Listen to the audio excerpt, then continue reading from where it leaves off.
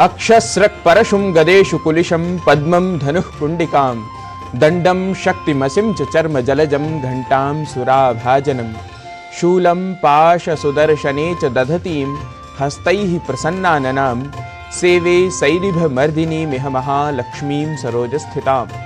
नवप्रभात की इस मंगल वेला में मातृस्वरूपा परमशक्ति देवी का स्मरण करते हुए आप सभी दर्शकों का स्वागत एवं अभिनंदन। सुप्रभातम के इस कार्यक्रम में आज मैं हूं आपके साथ गवीश द्विवेदी।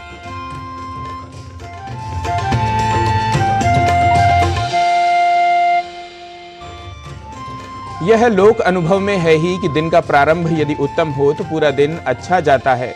इसी बात को ध्यान में रखते हुए हम आपके लिए विशेष कार्यक्रम लेकर यहाँ उपस्थित होते हैं, जिसमें हम आपको दिखाते हैं काल का बोध कराता पंचांग, हमें कोई सीख या किसी विषय में ज्ञान के नवनीत का आस्वादन कराने वाला सुभाषित, भारतीय ज्ञान परंपरा, योग, स्वास्थ्य एवं सिखाते हैं संस्कृत का व्यावहारिक ज्ञान। तो आइए कार्यक्रम प्रस्तुति को आगे बढ़ाते हुए सबसे पहले देख लेते हैं आज का पंचांग। यतः 9 अप्रैल 2024 से भारतीय नववर्ष आरंभ हो चुका है, अर्थात नव संवत्सर आरंभ हो चुका है। अतः बदले हुए युगाब्द, विक्रम संवत एवं शक संवत का ध्यान रखते हुए पंचांग हमें सुनना है। आइए जानते हैं आज की तिथि, वार एवं नक्षत्र को पंचांग के माध्यम से। आज का पंचांग युगाब्द 5126, विक्रमी संवत 2081, शक संवत 1946, उत्तरायण, चैत्र मास, शुक्ल पक्ष, चतुर्थी तिथि, शुक्रवार, मृगशिरा नक्षत्र। आज का दिन मंगलमय हो।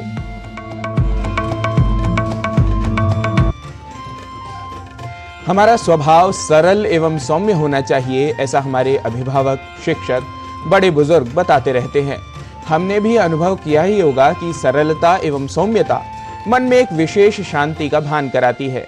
वैसे दोष सभी में होते हैं, लेकिन उन दोषों को भी सहज भाव से देखना व उन्हें दूर करने का निरंतर प्रयास करना हमारी भारतीय संस्कृति हमें सिखाती है। आज के सुभाषित के द्वारा भी ऐसा ही कुछ आइए जान लेते हैं इस श्लोक के माध्यम से।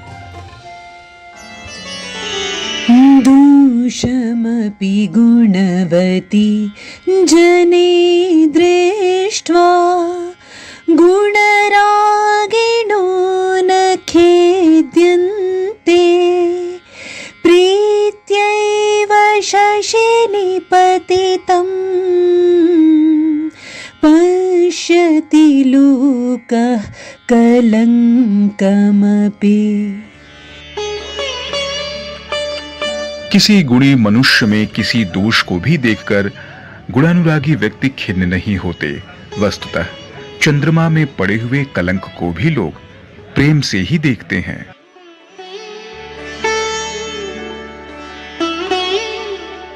Those who always see good view even faults of the noble persons as pearls, just as the black spot on the moon is viewed as a sign of beauty.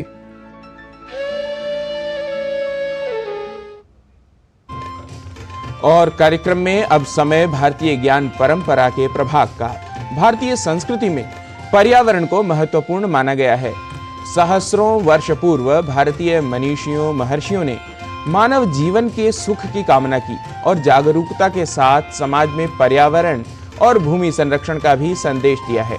आइए जान लेते हैं वैदिक ऋषियों का संदेश और उपदेश हमारे सहयोगी नीतीश भारद्वाज की इस रिपोर्ट के माध्यम से।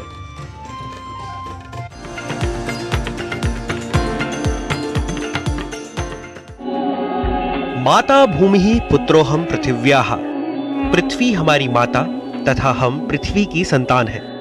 भारतीय संस्कृति में पर्यावरण की अत्यधिक महत्ता रही है।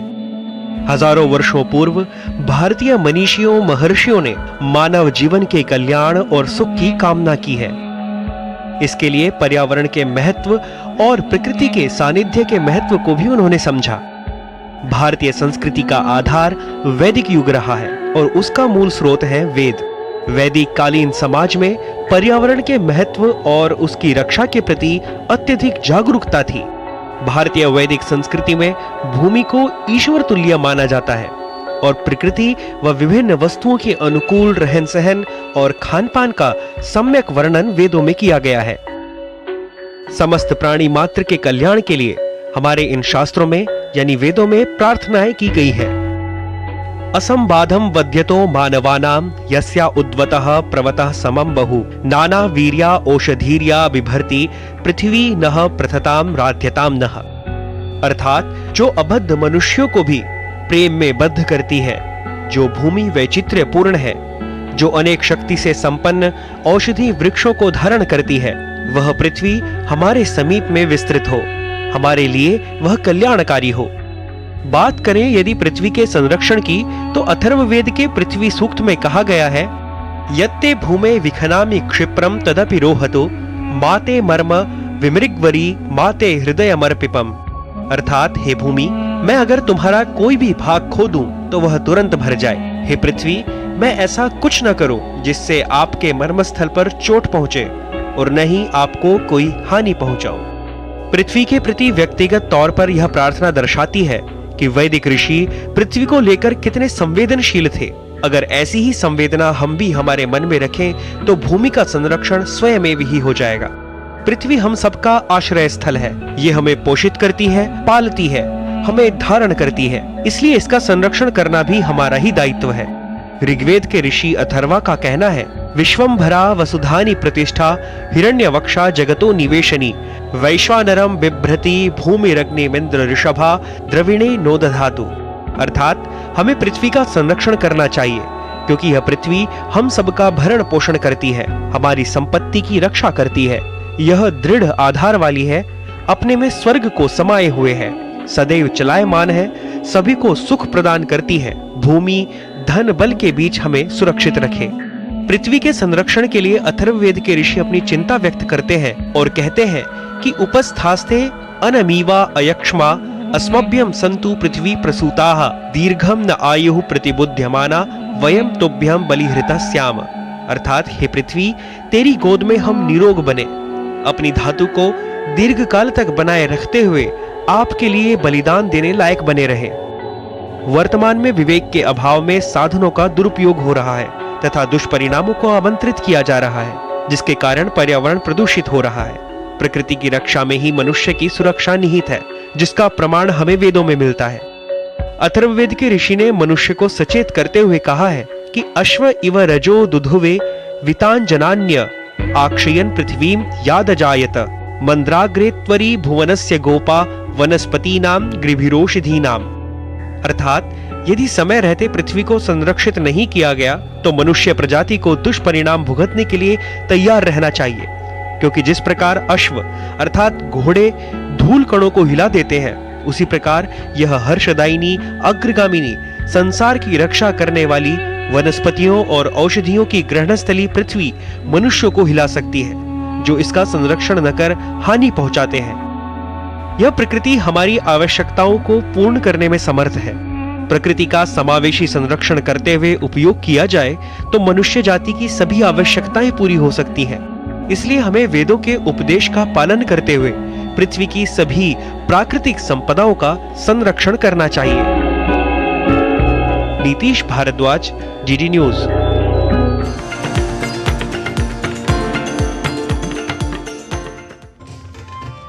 और कार्यक्रम में ले लेते हैं एक अल्प विराम। आप कहीं न जाइए, देखते रहिए डीडी न्यूज।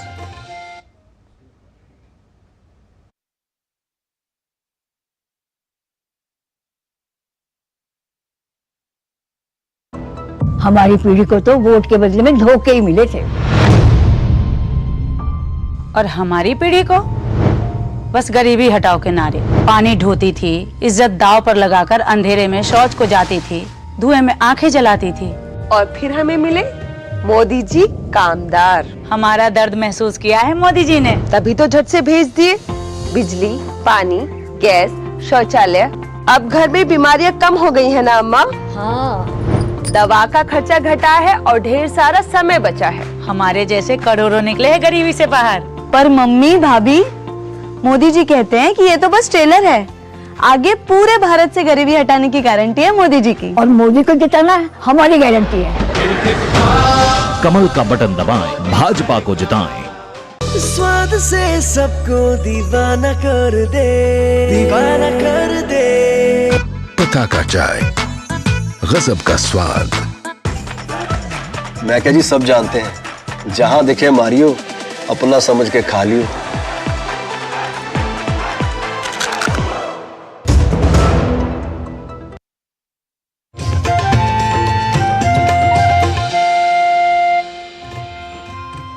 विराम के बाद एक बार पुनः आप सभी का स्वागत है सुप्रभातम कार्यक्रम में। सुप्रभातम में आइए अब चलते हैं स्वास्थ्य प्रभाग की ओर।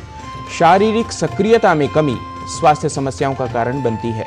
व्यायाम न करना, दिन भर बैठे रहना या कार्यालय में घंटों तक बैठे काम करने के कारण वजन बढ़ने की संभावना होती है। साथ ही मोटापे और बीमारियों का खतरा भी बढ़ जाता है। इतना ही नहीं, इससे जोड़ों पर भी प्रभाव पड़ता है। इसलिए ये जानना जरूरी है कि ज्यादा बैठने के दुष्प्रभाव क्या हैं और इनसे कैसे बचा जा सकता है।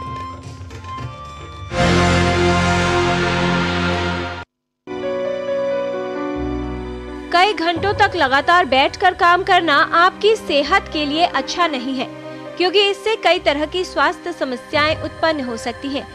आजकल अधिकतर ऑफिस में काम लैपटॉप और कंप्यूटर पर ही होता है। यही वजह है कि लोग कई घंटों तक लगातार एक ही अवस्था में बैठे रहते हैं। साथ ही बैठने का तरीका भी ठीक नहीं होता, जो समस्या का कारण बन सकता है। कई घंटों तक लगातार बैठ के काम करना न सिर्फ सक्रियता में कमी का कारण बनता है, बल्कि कई सारी स्वास्थ्य समस्याओं के लिए भी जिम्मेदार है। आजकल बहुत सारे ऐसे व्यवसाय हैं जिसमें दिन भर यानी कि लंबा बैठना पड़ता है। स्टडीज ये बताती हैं कि अगर हम अपनी जीवन शैली अच्छी ना रखें तो इसके कई दुष्परिणाम हो सकते हैं स्वास्थ्य पे। ना खाली वजन बढ़ता है, मोटापा आता है, हार्ट की प्रॉब्लम्स, डायबिटीज, कुछ मेंटल हेल्थ इश्यूज जैसे कि डिप्रेशन और कुछ कैंसर्स भी हो सकते हैं। उस पे अगर हम अपना पोस्चर यानी कि बैठने का ढंग, लेटने का ढंग, खड़े होने का ढंग, काम करने का ढंग ठीक ना रखें तो उससे भी कई सारे दुष्परिणाम हो सकते हैं हमारे स्वास्थ्य पे। कमर का दर्द हो सकता है, कुछ जोड़ों में उम्र के बदलाव जल्दी हो सकते हैं, पोस्चर भी खराब हो सकता है, पोस्चरल डिफॉर्मिटीज हो सकती हैं। बच्चे दिन भर मोबाइल या लैपटॉप पर समय व्यतीत करते हैं या वीडियो गेम्स खेलना अधिक पसंद करते हैं। इसकी वजह से शारीरिक गतिविधियों वाले खेल नहीं खेलते, जो उनके स्वास्थ्य को प्रभावित करता है। फिजिकल एक्टिविटी न करना बीमारियों का बड़ा कारण बनता जा रहा है। फिजिकल एक्टिविटी बीमारियों से खुद को बचाए रखने के लिए काफी प्रभावशाली है। चाहे आप दिन में कुछ देर के लिए पैदल चलते हैं, ऐसा करना भी आपके लिए लाभकारी हो सकता है। अधिक देर तक बैठे रहने के कई प्रभाव हो सकते हैं। व्यक्ति को पूरा दिन थकान महसूस होती है, वजन बढ़ने लगता है, पोस्चर इम्बैलेंस यानी पोस्चर का बिगड़ जाना, जीवन की अवधि कम होना, स्फूर्ति में कमी, सुस्ती बने रहना और पेट के आसपास चर्बी बढ़ जाना, ये सभी देर तक बैठे रहने के परिणाम हो सकते हैं। इसके अलावा गर्दन दर्द और पीठ दर्द जैसी समस्याएं अक्सर परेशान करती हैं, लेकिन हम कभी ये नहीं सोचते कि इसका कारण अधिक देर और लंबे समय तक बैठे रहना हो सकता है। अगर हमारे व्यवसाय ऐसे हैं जिसमें लंबा बैठना पड़ता है तो हमें जीवन शैली में कुछ बदलाव रखने पड़ते हैं, यानी कि जीवन शैली अच्छी रखनी चाहिए। तो इसमें हमें कुछ जनरल कंडीशनिंग एक्सरसाइजेस जैसे कि सैर, sports, aerobics, swimming, dance, jog, run, कोई भी एक ऐसी हॉबी रखनी चाहिए जिससे हमारा शरीर स्वस्थ रहे। इसके अलावा कुछ स्ट्रेचिंग एक्सरसाइजेस ना खाली कमर की पर जोड़ों की करें तो उससे भी फायदा होता है। अर्गोनॉमिक्स वर्क के ठीक होने चाहिए, यानी कि कुर्सी अच्छी हो, टेबल अच्छी हो और उस पर कंप्यूटर की सेटिंग ठीक हो। कुर्सी अगर देखें तो सीट और बैकरेस्ट का एंगल फिक्स्ड हो, पूरा बैकरेस्ट हो, ऊपर तक आता हो और इस पे कैसे बैठते हैं वो भी जरूरी है। पूरा पीछे तक जाकर बैठें, स्लाउच ना करें। लंबा बैठते हैं तो हर 40-50 मिनट में अपना पोस्चर बदलते रहें।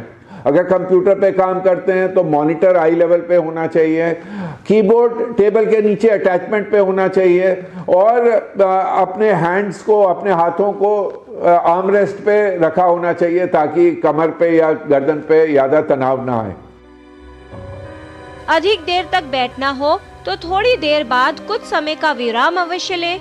बैठते समय या कोई भी क्रिया करते समय सही पोस्चर का ध्यान दें। जहां तक हो सके अधिक देर तक लगातार न बैठें और अपनी शारीरिक गतिविधियां बनाए रखें।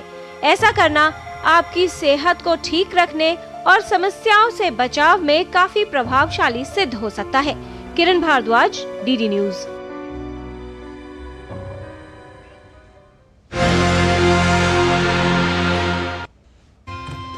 योग व प्राणायाम ऐसी प्रक्रिया है जिससे शरीर के साथ साथ मन भी स्वस्थ रहता है। इससे सभी रोग दूर रहते हैं। आज के इस योग में क्या है विशेष, जानने के लिए देख लेते हैं योग की आज की यह प्रस्तुति। नमस्ते, मेरा नाम है राम। आज हम 2 आसन प्रैक्टिस करेंगे जो कि हमें स्पाइनल डिसऑर्डर्स के लिए बहुत मदद करेंगे। तो अभी हम शुरुआत करते हैं। सबसे पहले हम हाथों की मदद से पीठ के बल लेट जाएंगे और दोनों घुटनों को फोल्ड करके पाम को प्रेस करेंगे, फीट को प्रेस करेंगे और पेल्विक को ऊपर की ओर उठाएंगे। पोस्चर को होल्ड करेंगे और सांस को नॉर्मल रखेंगे। सांस भरते रहेंगे और छोड़ते रहेंगे। कम से कम 5 काउंट के लिए हम पोस्चर को होल्ड करेंगे और उसके बाद धीरे से पेल्विक को नीचे लेके आएंगे और यहाँ से हम दोनों पैरों को आपस में जोड़ लेंगे और हम दोनों हाथ को थाई पे रख सकते हैं और धीरे धीरे लेग्स को फ्लैप करेंगे। जितना हो सके 10 बार, 20 बार या हम 30 बार भी इसको फ्लैप कर सकते हैं या 1 से 2 मिनट के लिए भी फ्लैप कर सकते हैं, जो कि हमारे स्पाइनल डिसऑर्डर के लिए बहुत मददगार रहेगा। अब हम जानेंगे कुछ प्रैक्टिकल टिप्स हमारे योग गुरु श्री हंसराज जी योगेंद्र जी से। नमस्कार। हमारी स्पाइन, उसमें तकलीफें होना आम बात हो गई है आजकल, क्योंकि आप जैसे घर में बैठ के काम कर रहे हैं, अगर आपका फर्नीचर ही सही नहीं है जिस पे बैठ के आप कंप्यूटर चला रहे हैं, गड़बड़ होगी। Proper furniture, proper bed, mattresses बहुत जरूरी। अगर आप सवेरे उठते हो और आपको कहीं भी दुखता है तो आप जिस गद्दे पे सो रहे हैं, गद्दा गलत है, उसको बदलो। सही मैट्रेस लाओ, सही तकिया लाओ। अगर उठे हैं और गर्दन लचक रही है, दुख रही है, तो तकिया गलत है। तो अपने आप शरीर की भाषा समझो, कहाँ दर्द हो रहा है, क्या हो रहा है, उस हिसाब से हमें अपनी लाइफस्टाइल में बदलाव लाना जरूरी हो जाता है।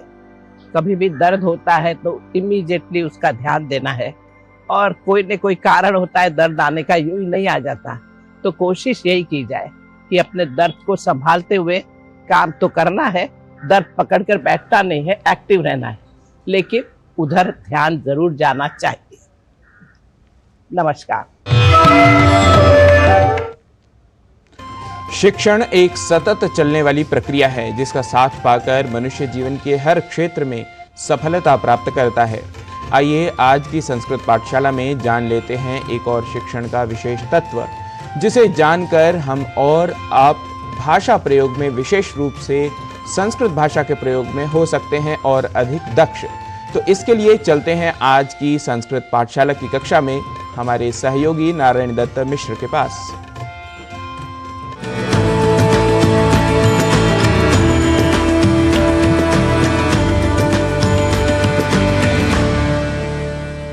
नमः संस्कृत प्रियेभ्यः दर्शकेभ्यः। संस्कृत पाठशालायाः अद्यतन कक्षायां स्वागतमस्तु। अहमस्मि नारायण दत्त मिश्रः। संस्कृत की पाठशाला में हमने जाना था कि कैसे हम ड इस अक्षर के उच्चारण में अशुद्धि कर जाते हैं और ड को ड़ और कभी कभी तो ड को ण इस रूप में बोलने और लिख जाने तक की गलती कर बैठते हैं। आज ऐसे ही एक और अक्षर के बारे में जान लेते हैं जिसके उच्चारण और लेखन में असावधानी वश संस्कृत में हम अशुद्धि कर जाते हैं, और वह अक्षर है ढ, जिसका अशुद्ध उच्चारण और लेखन हमसे यानी संस्कृत के ज्ञाताओं और प्रयोक्ताओं से भी कभी कभी हो जाया करता है। पर हमें सर्वथा शुद्ध उच्चारण या वाचन और लेखन पर ध्यान केंद्रित रखना होता है।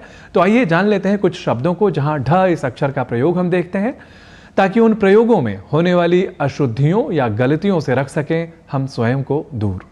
हम सभी एक शब्द विशेष का प्रयोग करते हैं, वह शब्द है दृढ़, जिसका विशेषण के रूप में तो हम खूब प्रयोग किया करते हैं, जैसे दृढ़ संकल्प, दृढ़ विश्वास, दृढ़ कथन। पर हम अक्सर कहते हैं दृढ़, दृढ़ संकल्प, दृढ़ विश्वास, दृढ़ कथन आदि आदि। यानी हम ढ इस अक्षर का उच्चारण ढ़ इस रूप में किया करते हैं और संस्कृत के संस्कृतत्व पर यानी जो लिखा है वही पढ़ा जाना चाहिए, इस सिद्धांत का हम अनुपालन नहीं कर पाते, क्योंकि हम हिंदी या अन्य प्रादेशिक भाषाओं के उच्चारण व लेखन का कर लेते हैं अनुकरण। और हमें यह जान लेना चाहिए कि दृढ़ यह शब्द मूलतः संस्कृत शब्द ही है, अतः इसका उच्चारण दृढ़ न होकर दृढ़ इस रूप में ही किया जाना चाहिए। ऐसे ही शब्द है रूढ़ या आरूढ़, जिसे हम बोल और लिख जाया करते हैं रूढ़ और आरूढ़ के रूप में। आइए कुछ और उदाहरणों पर कर लेते हैं दृष्टिपात और जान लेते हैं कि हम कैसे अशुद्ध उच्चारण व लेखन उन शब्दों का भी कर जाया करते हैं।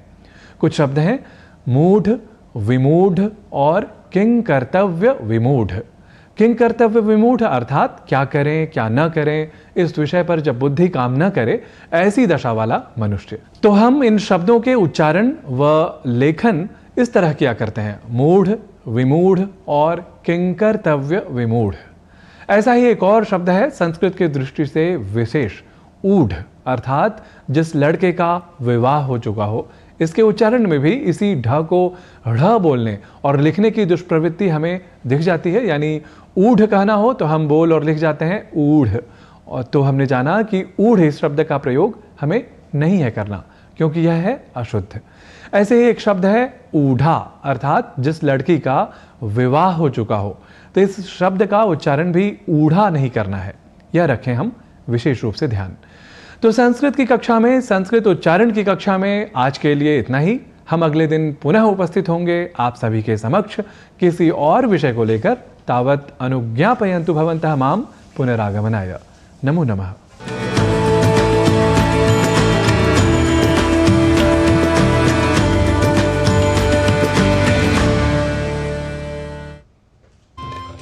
गुरुणाम चैव सर्वेषां माता परमेको गुरुः।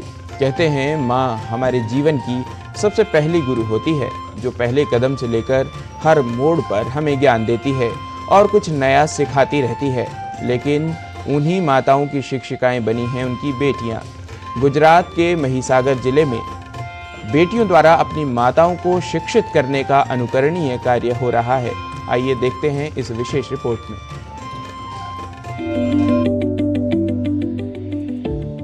माँ, यह एक ऐसा शब्द है जिससे हर शिशु के जीवन का आरंभ होता है। माँ के बिना शिशु के विकास की कल्पना असंभव है। बच्चे की शिक्षा दीक्षा में भी माँ की भूमिका बहुत महत्वपूर्ण है।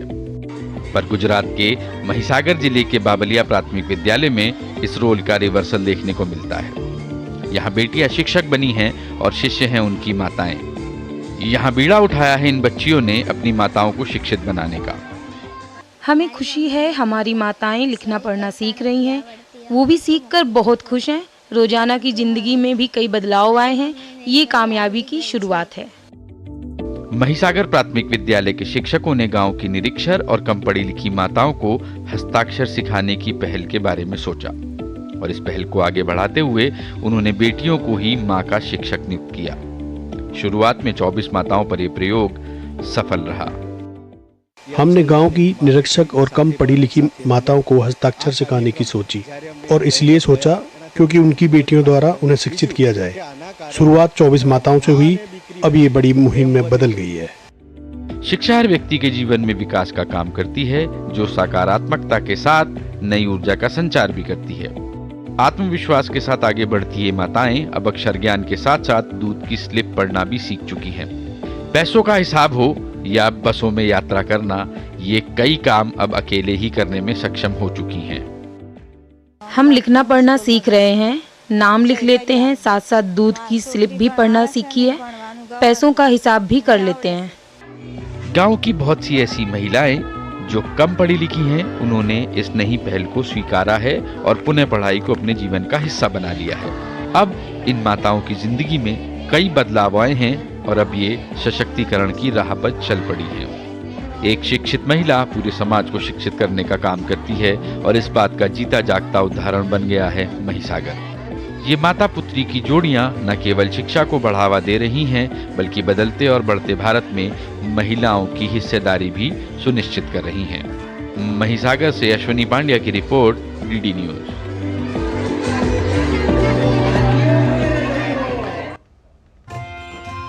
चैत्र नवरात्र का यह साधना का समय चल रहा है। 9 दिन तक लोग देवी दुर्गा के सभी 9 रूपों का विधान पूर्वक पूजन कर रहे हैं।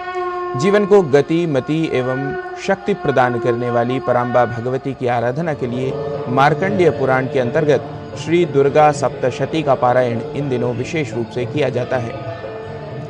आज चतुर्थी के दिन त्रिगुणात्मिका श्री दुर्गा के कूष्मांडा स्वरूप की अर्चना की जाती है। नवदुर्गा स्तोत्र में देवी कूष्मांडा की आराधना के लिए श्लोक है, सुरा संपूर्ण कलशम रुधिराप्लुतमेव च दधाना हस्तपद्माभ्याम कूष्मांडा शुभदास्तु में। इसी प्रकार 5वें दिन अर्थात चैत्र शुक्ल पंचमी को दुर्गा के स्कंदमाता स्वरूप एवं षष्ठी को कात्यायनी स्वरूप की अर्चना की जाती है।